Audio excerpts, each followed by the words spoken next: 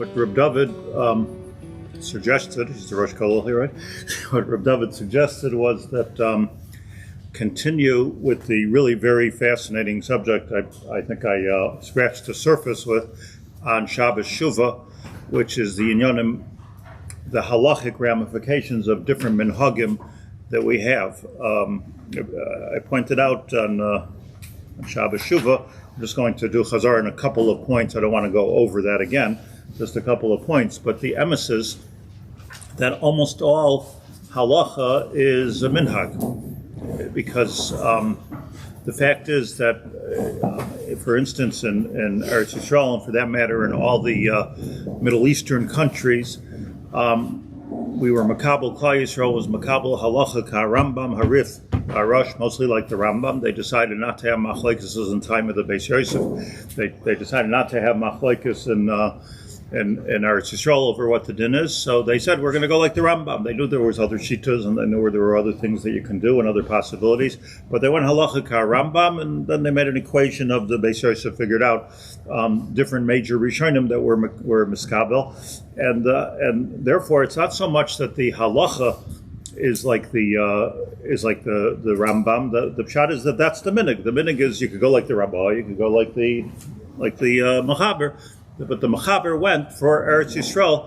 Just a little fun fact of trivia is that at that time, after the expulsion from Spain and Portugal, and the Jews came to Eretz Yisrael, those that came to Eretz Yisrael, they, in a way, maybe not in the vocabulary that we use, but in a way, wanted to create a state of Israel. And that was their kavanah, and they wanted to be mechadish the smicha. That was a big thing that was going on with Rabbi Yaacov ibn Habib, and there was machlekes Yerushalayim and Tzfat. The Arizal and the Beis Yosef and the Alshech and the Ramak went to Tzfas. They chose Tzfas apparently because they wanted to go to Yerushalayim. So first of all, they were not allowing any Sfardim into Yerushalayim at that point, or any Ashkenazim rather into Yerushalayim at that point. There was a big division already. They wanted to keep the Sephardi heritage, and even though they were Kilu Sephardim, but they went to Tzfas. But also the Arizal said that that's the only place in Eretz Yisrael where Avodah Zarah was never worshipped.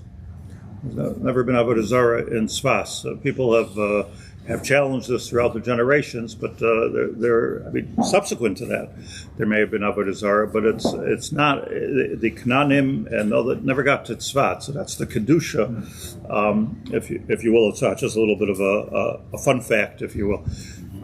But the Ramah came along and said, no, we're not makabel. The Beis Yosef wanted to create a sort of a constitution for the new Eretz Yisrael, and that was the Pshat in the Shulchan Aruch. The Ramah came along and said that that's not our minhag, and the minhag Ashkenaz is minhag Ramah. So when we're talking about do we go like the Mechaber, like to go with the Ramah, it's not klalei apsak per se. It's klalei minhag.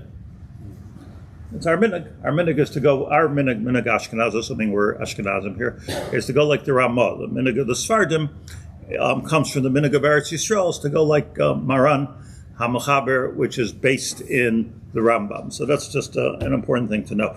I didn't print up again the Marmakomos from Shabbos Shuvah, but I just want to go over, I apologize for that, but I just want to go over a couple of points.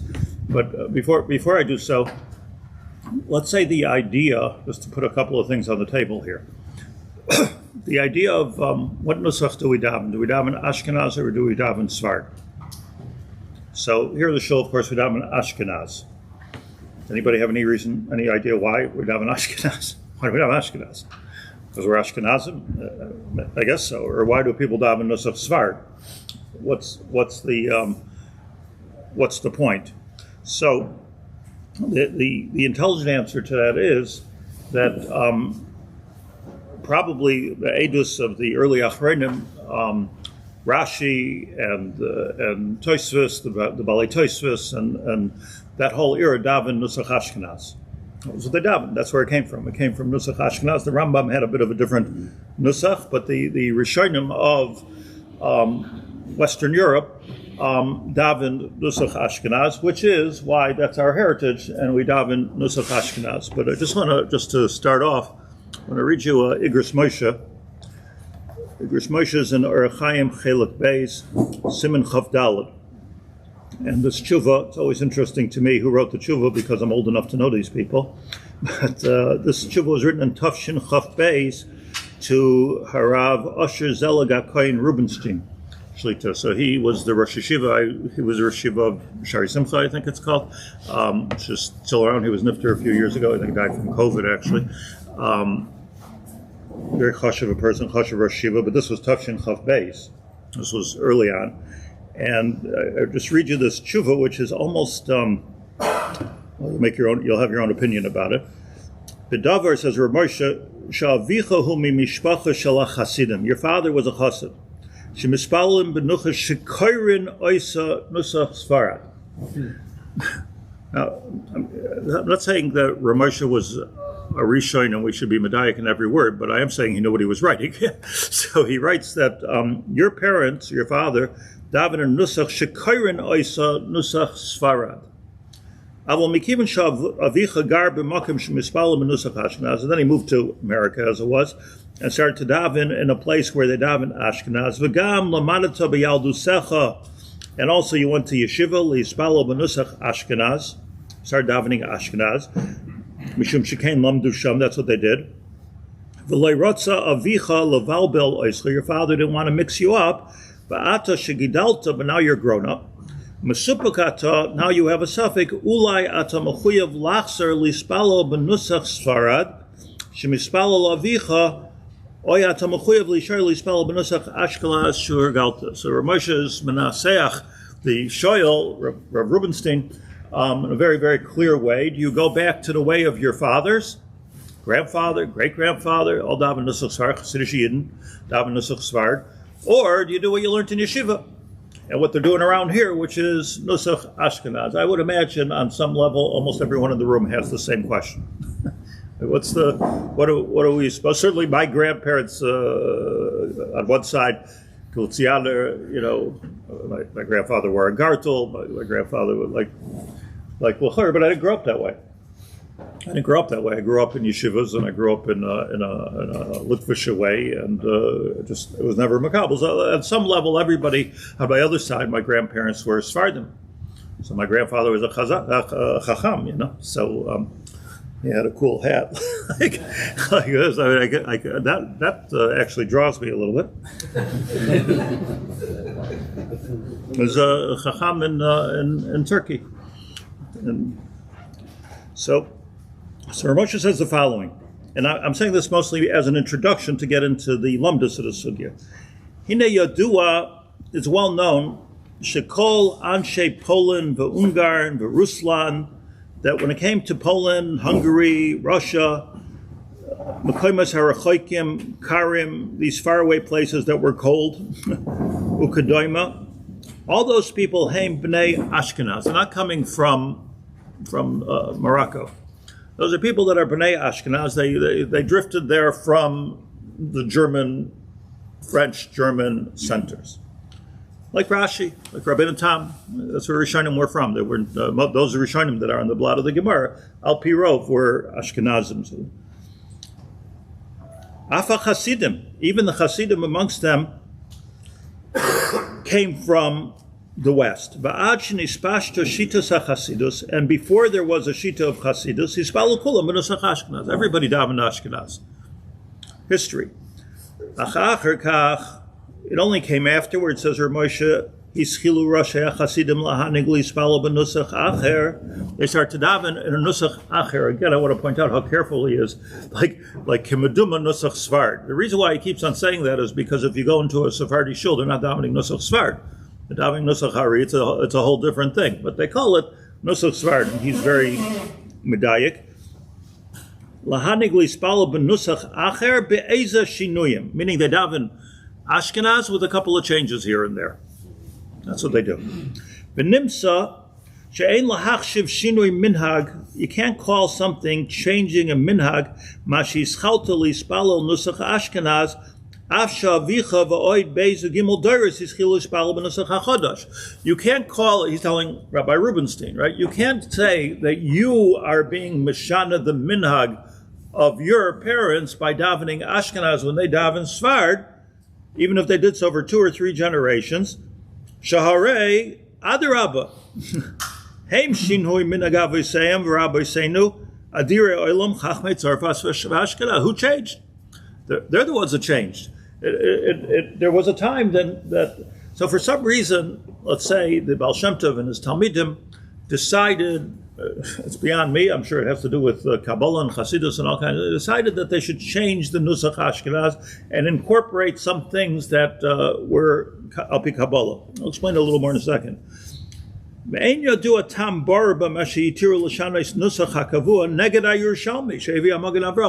kasha is not on you, the kasha is on your grandfather. How did he daven Sfard when his grandfather, great-grandfather davened Ashkenaz? So, as Rabbi Yaakov tells us, Adarabba.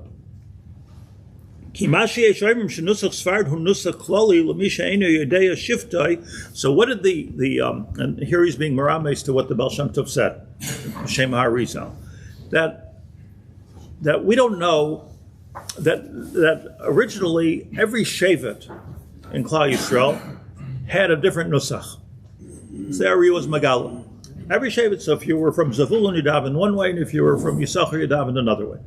And Dan davened a third way. There were changes, which sort of makes sense because they had different strachim. So they would daven a little bit differently. Not sure what that makes Hodu before Baruch Shamar before Hodu, but each one davened differently. So the Baal Shem Tov and also the Arizal before him said something like, it's a nusach svarid is a nusach klali l'misha enu yodeya shivtei. If you don't know your shevet, so you shouldn't daven Ashkenaz, you should daven Sfard. Now, when the Arizal said that, it's one thing because it's a whole different. If you go and open up a Sephardi siddur, it's a whole different, beautiful compilation of different tefillos, and they do things very, very beautifully. And the Arizal said that's if you don't know your shevet. The Baal Shem Tov said you don't have to do all that. It's sort of like that's business class. What you have to do is just take out a couple of the shinuyim that he knew with his Ruach HaKodesh you're supposed to do. Just take a few of the shinuyim. Now it works no matter what shevet you're from. So that's chashuv, yeah?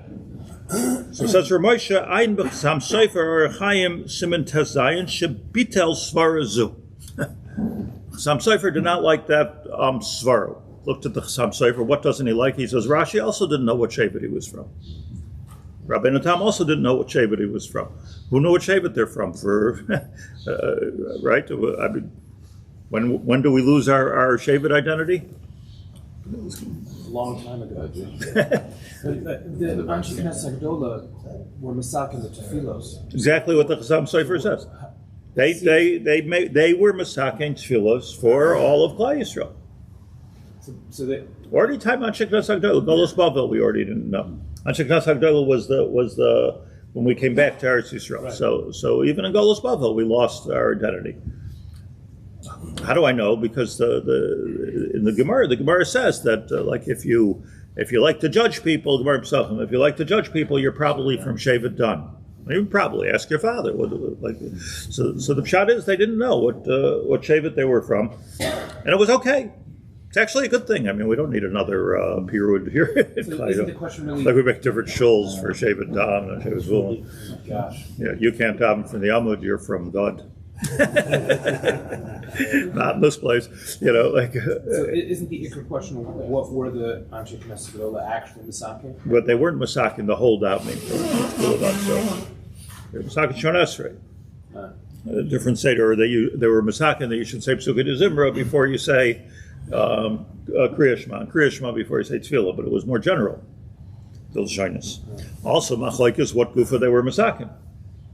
So, but the Chasam Sofer and Ramosha brings us his part. He doesn't bring the Svar. I'm telling you, Bitel Svarzu. He holds that the Svar has no reglayim. The same problem would have been in the time of the Rishonim, and no reason to daven Svar. V'gam levadze ha nusach shemispalin, and besides for that, he says the nusach that they do daven ain't no nusach Svar. It's not really nusach Svar anyway. Shehetika Rambam. It's not the Nusach Sfard. The Rambam has the whole, if you go into the Rambam, Hilchos Tefillah at the beginning, pages and pages of how to daven. Exactly, has a whole siddur there of how to daven. The B'roiv HaDvarim Hu Nusach Ashkenaz. Basically, they're not davening like the Rambam, or for that matter, like the Arizal. They're davening Nusach Ashkenaz. Rak be'ezem mekayma shinu v'nimsa she'ena Nusach like Nusach Ashkenaz like Nusach Sfard. And they made certain things. Now he's really criticizing Nusach Sfard. But his point is not to criticize Nusach Sfard. His point is that you don't have to feel guilty of switching to Ashkenaz. If anybody has to fared for themselves here, it's the people who switch from Ashkenaz to Sfard, because all of you that come from Russia, White Russia, Hungary, Poland, you all daven Ashkenaz l'chatchila.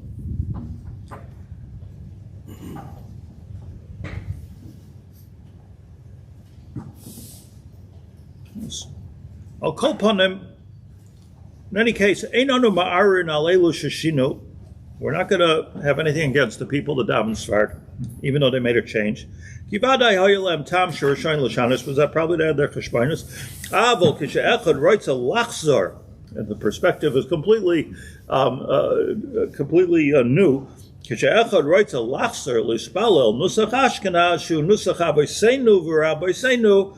Vadai Rashoy Sharei Chayzer Lakan Musa, you're just going back to your roots by davening Ashkenaz. So he's saying, like, if you daven Sfard, you daven Sfard. Those are Roisha, but if you want to switch to Ashkenaz, you should never feel bad about that, because all you're doing is going back to your roots. And the question is, why did they change? Not why are you changing? If you were from that line. Okay, if you're from that line. Umasha Tfilin Shalcha, and then he adds this little piece here. Your tefillin, you're telling me, hey, boys, yishakaring ksav hari, and on tefillin, there's also a difference between nusach beis Yosef, nusach different shapes of some of the letters, the ksav hari, ksav Ashkenaz. There's different shitas, and you're saying, well, I'm anyways like my tefillin are in ari. This is not a stira. In other words, you can have nusach hari tefillin, you can daven nusach Ashkenaz, kol b'seder. Ube'etzem kishatam mispalo beis hakneses b'tzibur, hine b'dvarim sheb'kol ram asur l'shanos me'atzibur. He says now, a new shayla, which we'll get to at some point in the future, if you're davening in a shul that davens a certain way, hine b'dvarim sheb'kol ram asur l'shanos me'atzibur. All these cheshbonos don't apply. If you're davening for the amud in a place that davens a certain way, don't be a mechutzaf. They'll be better than everybody else. So if they're davening Sfard, you daven nusach Sfard, or don't take the amud. But you have to go to and that's not because of the legitimacy of the particular nuschais. That's because of a new lav in the Torah, bringing in a new lav of lois yiskoidedu. You're not allowed to make divisions. Now, I want to tell you, when it comes to these minhagim, it's forever a balance between minhag Yisrael and lois yiskoidedu. Where you see this like gewaldic, and I try so hard to work for this, is on Simchas Torah. Now, Simchas Torah is b'chlal not a halachic issue, it's just minhagim. So Mamela, everybody argues about their minhagim. You're supposed to jump here, you're not supposed to jump here, you're supposed to sing this, you're not supposed to sing that. It's all minhagim. So we work very hard here, but we try very hard. You do get an aliyah, everybody gets an aliyah, you don't get an aliyah, these are just minhagim. None of it is very little does it say in Shulchan Aruch, and whatever it says in Shulchan Aruch says Akol Minhag Mekomo. Everybody should do Minhag Mekomo, and the key word here is Mekomo. This is how they do it in Poland. This is how they do it in Krakow. This is how they do it in Russia. This is how they do it in Germany. Minhag Mekomo. The Ramah gives us reshus to do Simchas Torah as the Minhag HaMakom, and you don't have to worry about Minhag Ashkenaz. But when it comes to Minhagim, that's one thing. When it comes to Lois Yiskoidedu, it's another thing in the background, which is a giant in the background of Lois Yiskoidedu. And Lois Yiskoidedu doesn't mean just don't be a Baal Machlokes. Of course, that's included in it. But don't make divisions. That's why I say, thank God we don't know what Shevet we're from. I mean, I'm not going to marry you. You're from Zevulun. It's enough the divisions that we have of Ashkenazim and Sfardim, which are also silly in many ways, other than cultural and then the political divisions that we all made, which have their minhagim, which we need to talk about. This is I just say this to you as a hakdama to nusach hatfilah. what's fascinating is that I'm going backwards a little bit, but it's okay. I'm the only one here who knows I'm going backwards. But there was a bigger question 100 years ago than the question of what nusach to daven. And you know that the first chief rabbis of Israel in the current era, 100 years ago, felt that there was an opportunity here of people coming to Eretz Yisrael, even before the founding of the state of Israel, an opportunity here to get a little bit of achdus in Eretz Yisrael. Let's have one rabbanut. Let's have one standard of kashrus that everybody keeps. Let's have one minhag. Let's have one nusach. They called it nusach achid. The nusach achid, they took a little bit from here, a little bit from there, and it didn't work out very well. In fact, not only didn't work out, but my personal commentary is that it actually created more problems. It created loisus in a way. Probably the right thing could have been like the way Moshe handled New York at the time when everybody was coming from all over the place to New York. And he speaks about making a minhag makom. And he says, listen, let's just everybody do what they're going to do, because ironically, by creating a number of different shuls and a different nuschais and the different minhagim and different rabbanim with different shitas in different places in Europe, you're from Poland, you're from Hungary, you're from you're from the Sam Sofer Gaza. Ironically, by doing that, he was avoiding the loisis going to do, because can you imagine what would happen if everybody was in the shul coming from Europe with their own minhagim? So that was his chachma, and really that was Rav Moshe felt that there shouldn't be a chief rabbi in New York. There shouldn't be. They tried that also. They tried to have a chief rabbi. You shouldn't have it, because if you have it, ironically, you're going to create division. So in a way, you can look at it as a lost opportunity here in Eretz Yisrael. On the other hand, we don't know, but. Okay, I'm not here to do a social commentary. I'm just bringing it as a mashal and halacha. But one of the more fascinating than the machlekes hanuschais that happened here 100 years ago and on for until actually 1948 was the machlekes hamifta, which mamish comes into inyanim of halacha and minhag, and somewhere it was decided that, which makes sense, that we're going to talk Hebrew here. That was one good decision. We talk Hebrew in Israel. We take it as a given, but why should it be a given? Everyone was talking Arabic. Probably, am I allowed to say that? So probably that was more of the language. Even when I was a kid, the old Yerushalmis were talking to each other in Arabic, Yiddish or Arabic. Could have made Yiddish the national language. So decision was to make Lashon HaKodesh the national language. Okay, Lashon HaKodesh, very good. Most people were makabel that minhag to Lashon HaKodesh, but what kind of Lashon HaKodesh? Do we talk like a Moroccan, or do we talk like a Litvak, or do we talk like a Hasidish, and say Buri Chatu? Like how should we talk? So Nimnu v'Gamru, they decided at that time, this goes back to the time of Rav Kook, Olav Shalom, they decided at that time that, okay, we're all going to talk Sfaradit. It could have been, they could have decided that they're all going to talk Ashkenazis, and that's how we would talk in the street. And so Pasha to us that we talk Sfaradit, right? To the point that if you don't talk that way, you feel like out of place. So, okay, that became the minhag on the street. Now, what happens in shul? Do we?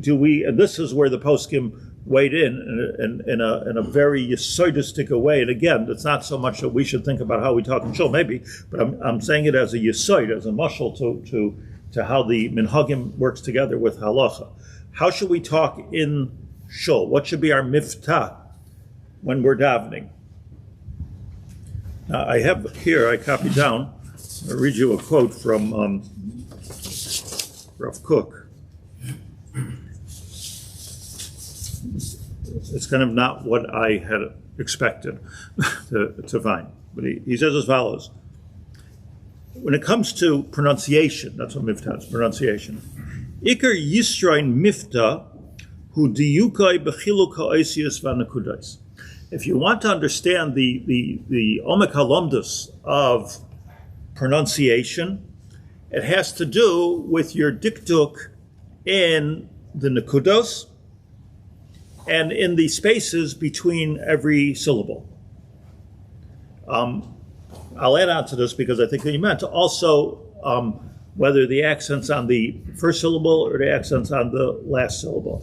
Almost all of Lashon HaKodesh, I'll just give you an example, and you hear people doing this, the correct way to pronounce a word, Al-Pi everything, is accent on the last syllable.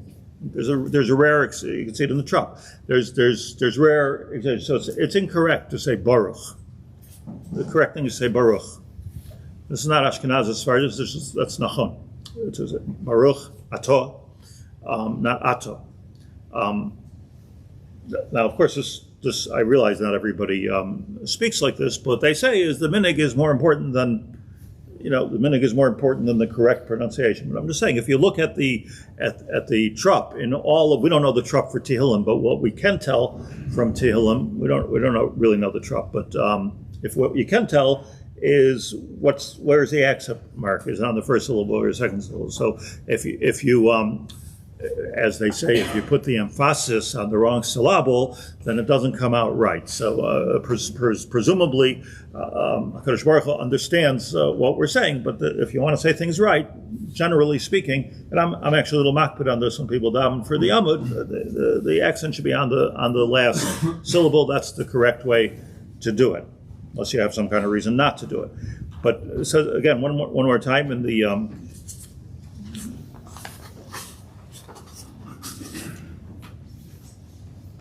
Iker Yisrael Mifta Hu Diyukai Bechiluk HaOisiyos VaHanekudais Ubazeh, listen to this, HaMifta Asfaradi Einoi Magia Gam La Mifta Ashkenazi.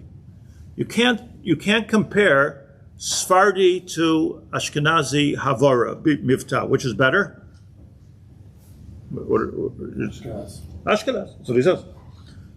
Indeed, Rav Kook himself, walked in the street and talked to people in Havar Ashkenazis. Ma Shlemcha. That's how he spoke. The big,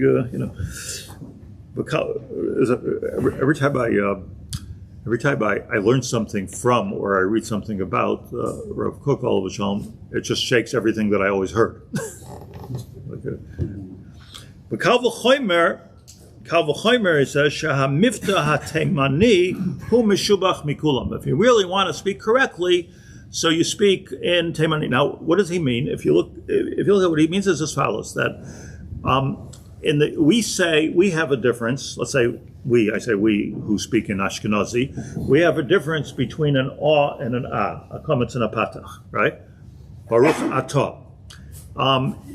I think maybe if you really know how to speak Sfaradit, you also have a subtle difference, but in kind of modern pronunciation, Baruch Atah. So what's the difference exactly between a kametz and a patach? So in this sense, the says Rav Kook that the Ashkenazi Havara, the Miftah, is much more meduyik and is much more careful, unless you could speak like a Teimani, which I can't.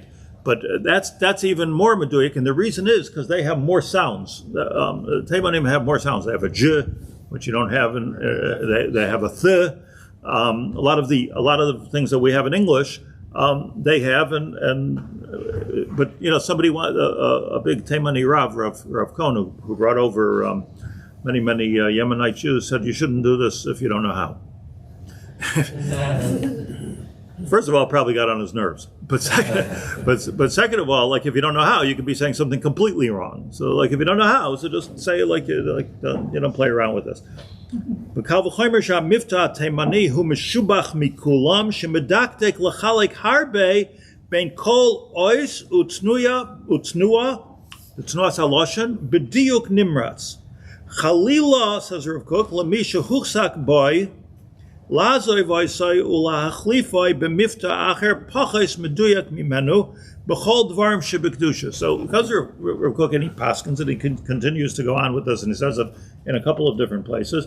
He says that if you daven in Ashkenazis, so because there's a difference between a s and a t, There's a difference between a tough and a suf. Yeah. So if you daven Ashkenazis, chalila, to downgrade yourself, to not make a distinction between a kametz and a patach and a su and a tu. Chiddush. And if you speak, if you know how to do it in Yemenite, so then don't lose that. Now, the reality is that most people did lose it. But that's what he says. Chutz mima she'ena kabbalah shel hamiftoim grua mikol kabbalah shel inyonei hara. And here he takes and this is really the lumdus that I wanted to bring out, and I want to talk about more. That first of all, he says there's your minhag. It's not worse than the kabbalahs that we received through the generations. So if you're a makabel to daven in Ashkenazis, so it's like a minhag. But so there's really two things going on here. One thing is that it's more meduyak, and the second thing is that it's more it's our minhag. Now, what if you're going from Sephardi to Ashkenazi? Lefi Dvarav, that's an upgrade in halacha. It's an upgrade in halacha, which Ramesh also says somewhere. We don't think of it that way, but it's an upgrade in halacha. So chutz mima she'ena kabbalah shel hamiftoim grua mikol kabbalah shel inyonei hara. We have a lot of kabbalahs. This is one of them. Shekol achas me'edus mechuyevu l'kayim al titosh Torah simecha. So there's another din here besides for the correctness of it of al titosh Torah simecha. Moshe adavar nog va'oimed binyonei iser beheter binyonei chayim mishpacha. Just like we have different Masiras in the Indian of iser beheter and Hilchos Nida. Bein l'kula, bein l'chumra, v'chalila lifreitz b'pirtzais, ki kabbalas avais, ki kiyuma, shel terasenu akdosh. If we don't have kabbalas avais, then we don't have Torah. Shal avicha v'yagetcha. He says this, by the way, in his Halacha Sefer Orach Mishpat.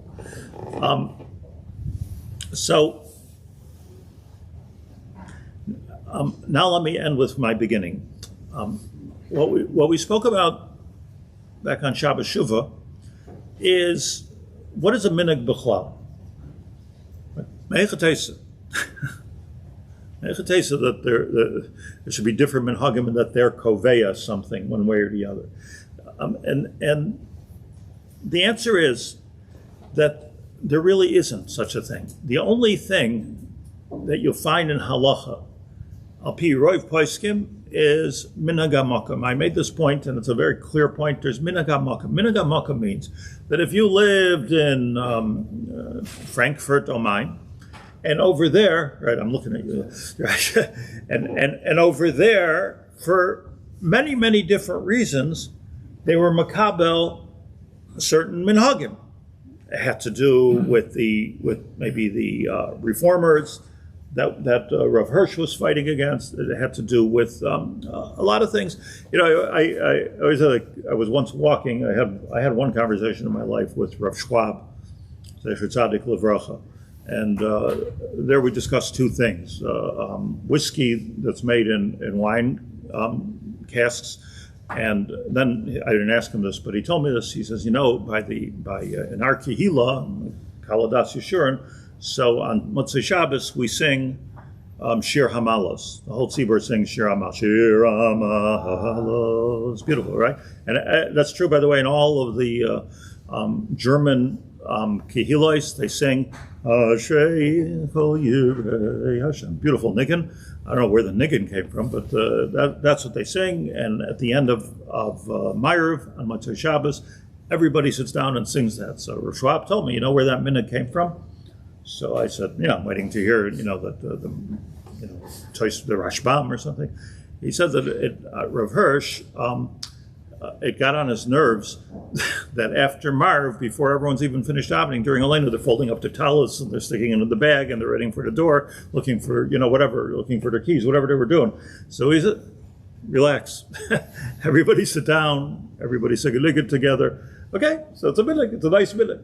But the minhag is only so far, and I proved it can only go so far as Frankfurt am Main. In other words, that minhag is a minhag hamakim for whatever reason. Now, there is nobody in the world, according to Roiv Paiskim, that could say, well, that's where I come from, so that's what I should do. So come here and sit down and sing Shir HaMalos. Nobody can do that. Why? Because it was a minhag there. Mashakain is that there are different kehillos that started around the world that said, let's be koveya our kehillah minhag of Rav Hirsch in Frankfurt am Main. So now it's not because it was the minhag back then, or it's not because my father and grandfather did it. It's because we've just created our minhag hamakom right here in Washington Heights, or right here wherever you may be. We've created a minhag. We're going to stick with this minhag, but it's not because of minhag avos, as the Chavos Yair points out, and the Rishonim say, the Rivash, mostly the Rivash, points out that Lo matzinu minhag avos. What we do find is minhag hamakom. The exception to this rule, the exception to almost all the poskim that I was able to find, is the Chassam Sofer. And this explains so much about the world. The Chassam Sofer felt that, you do me a favor, just bring a Rambam Hafla. I'll show you this quickly. Hafla. The Chassam Sofer was the one who was Machadesh, that when Chazal bring the pasuk of Shema B'ni Musar Avicha V'al Titosh Teres Imecha, that Al Titosh Teres Imecha allows a father to create a minhag for his son and his grandson. Thank you very much. Which is a huge chiddush. But do you doubt? Let's go back to where we started from. According to the Chassam Sofer, if the father was makabel to daven Nusach Ashkenaz, or if the father was makabel to stand for the whole Kiddush. So Chassam Sofer says that's mechayiv all the doros that come after him. Like, maybe before we started, that was like a davar pashut, but when you think about it, it's actually a very scary idea. That whatever, let's say, what that means, it's not only backwards, forward also. What that means is, let's say, anybody here in this room decides to take certain things upon themselves. Like you saw a nice thing by some Hasidic Rebbe, so you want to sing Havdalah a certain way. So now it's machayiv your children and your grandchildren to do that. And what about my grandfather? Fact. My grandfather fasted every Monday and Thursday. Fact. I hope that there's no halacha. I have a hard time with Sov Gedalia. We go every Monday and Thursday. I go to fast. So, but like it was his minhag. So the Chassam Sofer says yes. So and he brings here a Rambam. The Rambam's in Hilchos Naziris Parak Beis. Chassam Sofer's main proof, and he says that.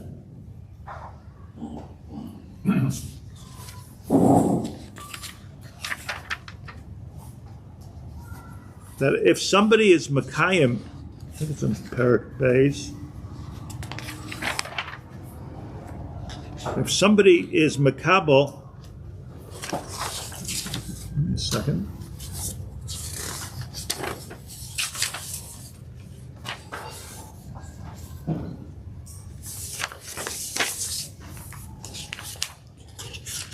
If somebody's makabel for their son to be a nazir, here.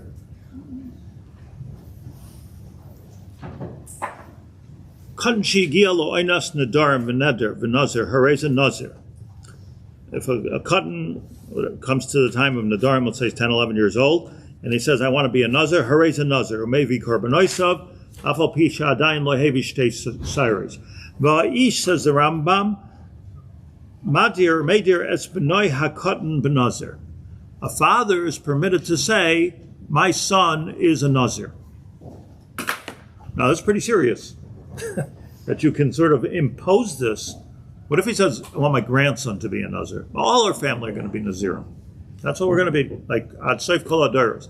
So we don't know that it stops, but he could be mechayev his son, meidir es b'nai, so he can make a neder for his son. Now the diuk here is very important because what comes out according to this is that the Rambam, and we'll talk about this next week, the Rambam is learning that minhag is mitam neder. Rather, the Chassam Sofer is learning that minhag is mitam neder because he's bringing a raya from minhag, he's bringing it from Hilchos Nadarim and Hilchos Naziris. So the Rambam says this halacha, that a father, so he says from here we see that a father is mechayev his son.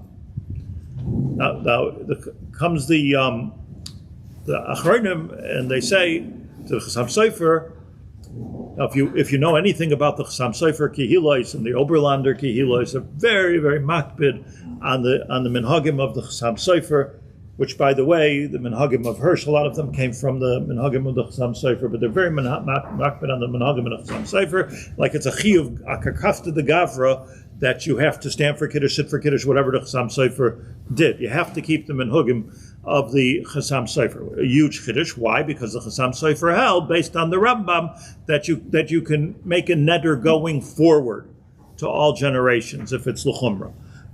The problem with this Rambam, with bringing a raya from this Rambam, is that the Rambam continues to say, and this he doesn't quote in his Shuvah, that Davar Zed, this that a father can be made their benai, halacha mipi akabalahu. We have a Messiah like that. Ve'enoi noyeg b'shar nedarim. This takes place. In other words, the Rambam is himself saying this is a charig. This is something which is completely out of order. Something which is a special Kabbalah Lachol Moshe Sinai that we have by Nedarim that we don't have anywhere else. This is not my kasha on the Chassam Sofer. It's everybody's kasha on the Chassam Sofer, including Ramosha. Like, so it must be, the Chassam Sofer was a Chassam Sofer, but it must be that he was bringing us as a raya, that something can be like a mushal, not like a mushal, something can be transgenerational. And but the raya itself, from a halachic point of view, is not a raya. So before we get into the sugya, Mir Tashem, this goes through every siman in Shulchan Aruch. But before we get into the sugya, let's understand this, that there's one important machlokes here, and that's the machlokes Chassam Sofer. I'm sure there's others, but Chassam Sofer and De'imei, Keneged, the Chavas Yoyer, and almost all the other Achronim, whether there's such a thing as anything other than a minhag hamakom. And if there's a new makom that says what's going to take the minhagim of Varsha, so it's a new minhag hamakom. But is there any such thing as a minhag from a father to a son? Al pi halacha, it could be a nice thing, by the way. Is there any such thing as a minhag that's not dependent on makom? So Roiv Achronim say no, and the Chassam Sofer says absolutely yes. Hence we have this division. Just to be for clarity before I end, there's different types of things that for sure go through generations. That's independent of this machlekes. For instance, a cherem. So like Rabbeinu Gershon made a cherem to Rabbeinu Gershon. So you're not allowed to have 2 wives or 3 wives or 10 wives. Let's put it simply, you're only allowed to have 1 wife. So he made a cherem to Rabbeinu Gershon, and that everybody in Klal Yisrael had to be makabel. The Gra explains this in the Bir Agron Yeridea. That's the lashon of cherem, that everybody in makabel. Now it did take time till that was miskabel in many generations, but says the Gra in Yeridea that if you come from a place, a regular place that bigamy is usher, and then you walk to you move to a place where they don't have this gzeira yet, so it's not like woohoo, like now find yourself another 3 wives. It doesn't work like that because this is they're just not enlightened yet. It's the gross stuff. Everybody has to keep certain minhagim. I would add on to that, for instance, that today everybody has to wear yarmulke. The Jewish have to wear yarmulke. It's Pashat Minhag Yisrael. But some things are women cover their hair. It's Pashat Minhag Yisrael. Like you can't talk about Lita and you can't talk about Germany and you can't. This is what we do now. That's these are things that Gedolim said, and these are the minhagim of Kol Klal Yisrael. You can't go back to your bubbas any longer on this. Who knows what their circumstances were? All makes sense. It has to be. We have to create our own minhag hamakom, and that whoever lives in the makom is mishubatu. Okay, there's a lot to say, but this was introduction. Thank you very much. I like the question.